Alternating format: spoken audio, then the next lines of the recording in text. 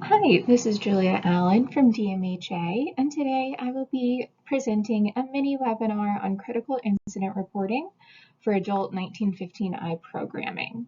So this is for the BPHC and AMHH programming. Okay, so first we're just going to dive into the basics of what is incident reporting. So incident reporting provides a mechanism for reporting and responding to critical or centennial events occurring in connection with the AMHH and BPHC programs. So because the 1915I state evaluation, or SET, is required to send critical incident reporting data to the Centers for Medicare and Medicaid Services, or CMS, on a quarterly basis, DMHA developed an online critical incident reporting portal that allows for convenient submitting when incidents happen. For all critical incidents involving members receiving AMHH or BPHC services, an incident report must be submitted with the appropriate box selected, indicating that the member is receiving those services. When a provider submits a report to the portal with the AMHH or BPHC service box selected, the system automatically sends the report to the designated mailbox. So it's important to note with incident reporting, the setting that the individual resides in is an important determination for the types of incidents that you will report.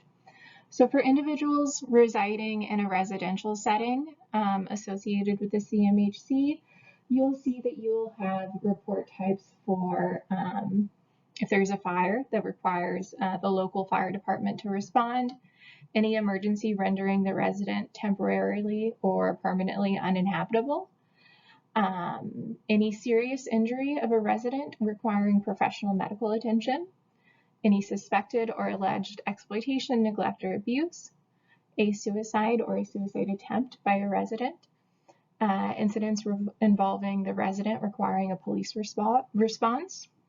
This includes assault on staff or other clients. Medication errors, elopement, instances of seclusion or restraint, and death. For individuals who are only receiving community-based services or reside in their own private residence, the incidents that you would report are incidences of injuries, a suicide or a suicide attempt by a resident, a death, a homicide, a medication error, or suspected or alleged exploitation, neglect, or abuse. Next, let's go over incident reporting timeframes. For residential settings, incidents should be reported within 24 hours of the staff becoming aware of the issue. With home and community-based settings, that goes to 72 hours. The only exception is going to be in cases where the individual passes away, either a death or a suicide. All of those need to be reported within 24 hours of the staff becoming aware of the incident. There is an expectation, so for both residential and home and community-based settings, the clock starts once the staff become aware of the incident occurring. So for home and community-based, right, if you're only seeing the client maybe once a week, you might see, a big gap in time frame from when the incident occurs to when that report gets made. Again, that's just because there is, the expectation that staff might not see the client for a couple of days.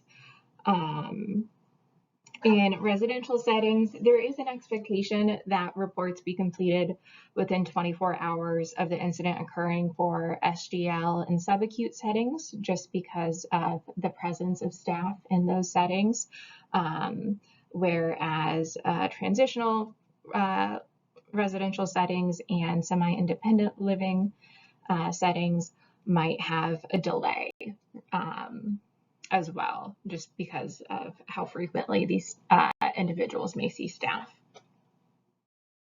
And diving in a bit more for critical incident reporting involving deaths, again, just want to reiterate that regardless of the environment that the individual resides in, reporting should be completed within 24 hours of staff becoming aware of the death.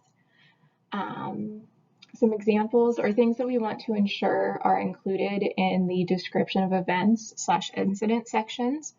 We want to have it include when the clinician became aware of the death, any circumstances surrounding the death, if known, the cause of death. If the cause of death is unknown, please state so. And please do not copy and paste the individual's obituary into the description. Agencies should also conduct an internal review for all deaths that occur, and we may follow up if we have any questions or if we would like to see that internal review.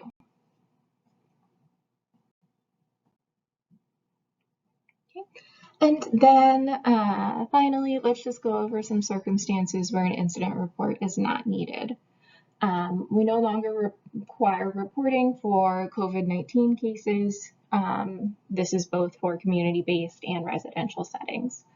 And then for medication errors, reports do not need to be made if the individual is not home at the time when they typically take their medication, or if an individual declines to take their medication. That also does not require a medication error report.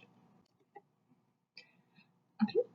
And that concludes the Critical Incident Reporting mini webinar. If you have any questions, feel free to email me directly at julia.allen@fssa.in.gov, or you can email the BPHC service inbox. That's bphc.service@fssa.in.gov.